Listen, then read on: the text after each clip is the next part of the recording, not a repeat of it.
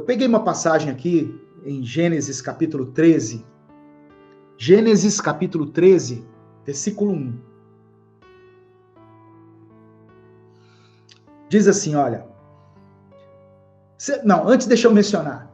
Você lembra que em Gênesis 12, Deus chamou Abraão?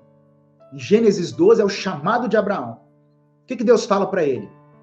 Abraão, sai da tua terra, sai da tua parentela, sai da casa dos seus pais e vem para uma terra que eu vou te mostrar. Eu farei de você um pai de multidões. Lembra que Deus falou isso com ele? Sai da tua casa, da tua terra, da tua parentela, da casa de seus pais. Ou seja, sai do espaço geográfico que você vive, saia da companhia dos seus parentes e saia da casa dos seus pais. Porque o povo de Abraão tinham costumes idólatras e Deus queria levantar um povo santo. Então Deus dá essa orientação para ele. O que Abraão deveria fazer? Pegar a sua esposa, seus bens e sair rumo ao caminho que Deus apontasse. Era só isso. Mas olha o que Abraão faz. Em Gênesis 13, versículo 1. Saiu, pois, Abraão do Egito e foi para o Neguebe, com sua mulher e com tudo o que possuía. Até aqui está tudo certo. Pegou a esposa, porque ninguém deve abandonar a esposa, pegou a esposa, pegou os seus bens, só que no finalzinho da frase diz assim, ó, e Ló foi com ele. Sabe quem era Ló? Era um sobrinho, era um parente. Ah, pastor, você não gosta de parente? Gosto. Mas para aquela decisão específica, para aquela orientação específica da parte de Deus, era preciso abandonar o parente. Larga o parente para lá. Deixa o parente só para o dia que tiver um churrasco, Abraão. Que tiver uma festa, que tiver uma reunião de família. Mas para isso que eu estou chamando você, não leve ninguém além da sua esposa. Mas Abraão levou Ló com ele. E não deu outra. Ló foi o problema. A presença de Ló foi o primeiro problema que Abraão enfrentou. Se você continuar a ler comigo Gênesis 13, a partir do verso 5, diz assim, Ló, que acompanhava Abrão, também possuía rebanhos e tendas. E não podiam morar os dois juntos na mesma região, porque possuíam tantos bens que a terra não podia sustentá-los. Não havia uma terra suficiente para sustentar todos os bens de Abraão e Ló. Eles eram pessoas de posses. Por isso surgiu uma desavença, teve uma briga entre os pastores dos rebanhos de Abraão e os de Ló. Nessa época, os cananeus e os ferezeus habitavam aquela terra. Então teve uma discussão, teve uma briga entre os pastores de Abraão e os pastores de Ló. Ah, porque as minhas ovelhas vão pastar e aqui, não, aqui eu quero que as minhas pastem, as suas pastam ali. Eu não sei como é que foi a briga, mas houve uma desavença entre eles. Por quê? Porque Abraão não tomou a decisão correta.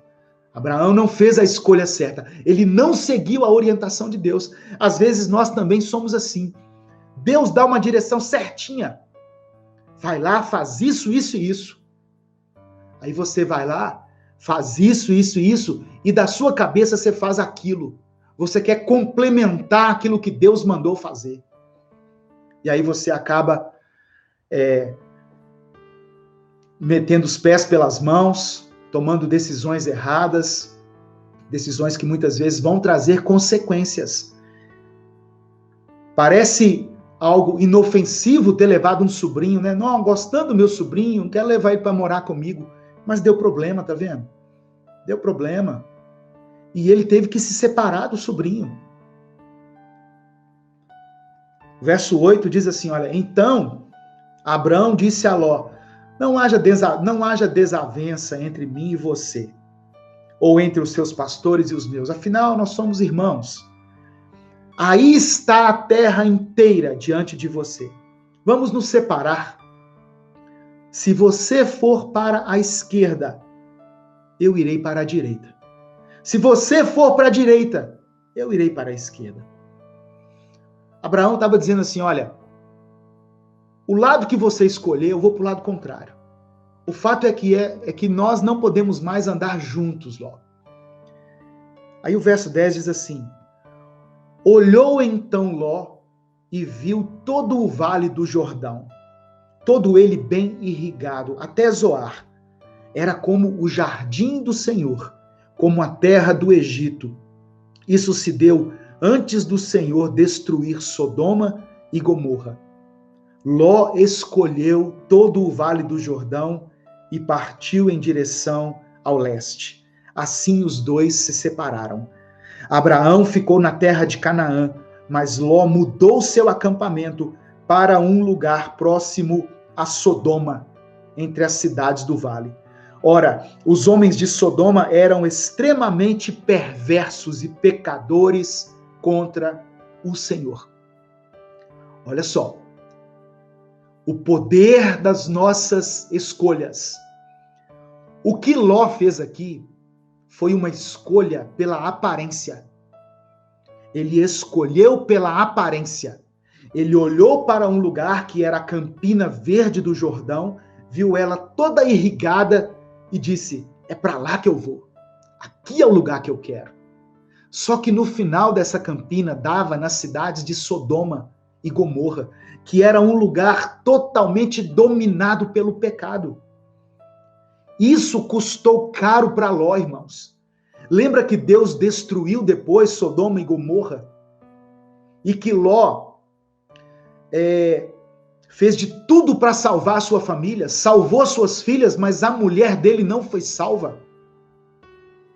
A mulher dele não conseguiu tirar os olhos do pecado da cidade de Sodoma e Gomorra e foi transformada numa estátua de sal. É o que diz a palavra do Senhor.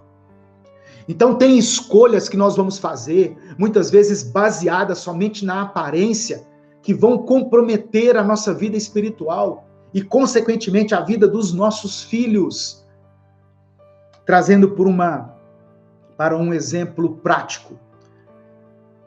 Às vezes você mora num lugar tranquilo, você tem uma vida agradável, uma vida abençoada, mesmo com poucos recursos, você não ganha muito bem, mas o que ganha dá para pagar as suas despesas. Aí você tem uma proposta para mudar para um grande centro aqui do Brasil, ganhando o triplo do que você ganhava, só que morando numa cidade grande, numa cidade de muitas oportunidades. E aí você só pensa na sua carreira, você não pensa na sua esposa, você não pensa nos seus filhos, e acaba agindo de qualquer maneira e comprometendo a vida espiritual da sua família. Porque quando chegar lá, os seus filhos podem se envolver com coisas que não deveriam. Sua família estava firme na igreja, agora já não está mais. Ah, mas eu estou ganhando muito mais, pastor. Pois é.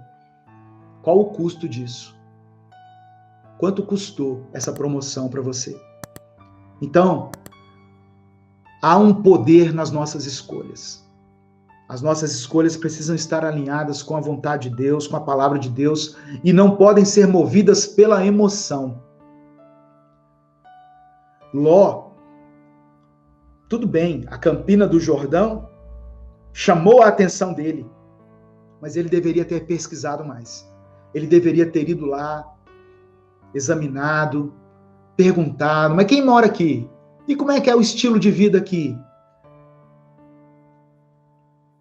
Tem igreja aqui? Quem que vai nos liderar aqui espiritualmente? Estão entendendo? Então, todas as escolhas precisam ser criteriosas se elas envolvem a nossa família, se elas envolvem a nossa vida espiritual. Amém? Eu estou vendo muitos comentários aqui, né, no Instagram, no YouTube, e eu quero agradecer as pessoas que estão contribuindo, né? Obrigado, irmão Manuel Pérez, a paz de Cristo, boa noite, meu irmão. Obrigado, José Arimateia, Aires Guedes, que Deus te abençoe e multiplique na sua vida, meu querido. Tem mais aqui, deixa eu ver. Bom, eu não consegui ler todos aqui, né? Mas eu agradeço a todos que contribuíram aqui. É porque a mensagem, ela aparece, depois ela desaparece. Então, eu falei do primeiro critério para se tomar uma decisão, para se fazer uma escolha. O segundo, que eu quero deixar para você, o segundo critério a ser adotado é a paz em seu coração. Como saber se uma escolha é a correta? O seu coração precisa estar em paz. Só que aqui eu quero acrescentar uma coisa. Deixa eu ler o texto com você. Colossenses capítulo 3, versículo 15. Colossenses 3,15.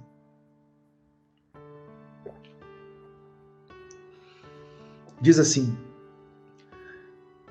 e que a paz que Cristo dá dirija vocês nas suas decisões. Olha que tremenda essa palavra. Que a paz que Cristo dá dirija vocês nas suas decisões, pois foi para essa paz que Deus os chamou, a fim de formarem um só corpo, e sejam agradecidos. Então, uma decisão tomada de forma correta, segundo a vontade de Deus, ela vai trazer um sentimento de paz ao coração, conforme esse texto que eu li aqui. Seja a paz de Cristo o árbitro, ou seja, o juiz diante de uma decisão que você precisa tomar. Agora, uma coisa que eu quero acrescentar a esse texto é o seguinte: essa paz que vai estar no coração daquele que vai tomar a decisão, uma decisão importante, ela não deve estar somente com quem toma a decisão. Essa paz deve estar com todas as pessoas que estiverem envolvidas na questão em si. Ah, pastor, eu vou tomar uma decisão, eu estou em paz. Mas peraí, quem está envolvido nisso tudo? Ah, minha esposa, meus filhos, a empresa que eu trabalho. Então, consulte essas pessoas se elas também têm paz. Porque às vezes você vai tomar uma decisão, você já determinou o negócio no seu coração. Aí você vai na sua esposa ou no seu esposo e eles podem dizer assim: eu não estou em paz do coração em relação a isso que você está falando. Pronto, irmãos. A paz de Cristo precisa ser o árbitro no coração das pessoas envolvidas e não somente naquele que está tomando a decisão. Uma decisão na qual toda a família será atingida precisa trazer paz ao coração daquele que vai decidir e também ao coração de toda a família. Mas muitas vezes o que nós vemos é uma pessoa fazendo uma escolha totalmente inconsequente, dizendo que ele tem paz no coração, mas o resto da família está sofrendo com aquela decisão. Amém?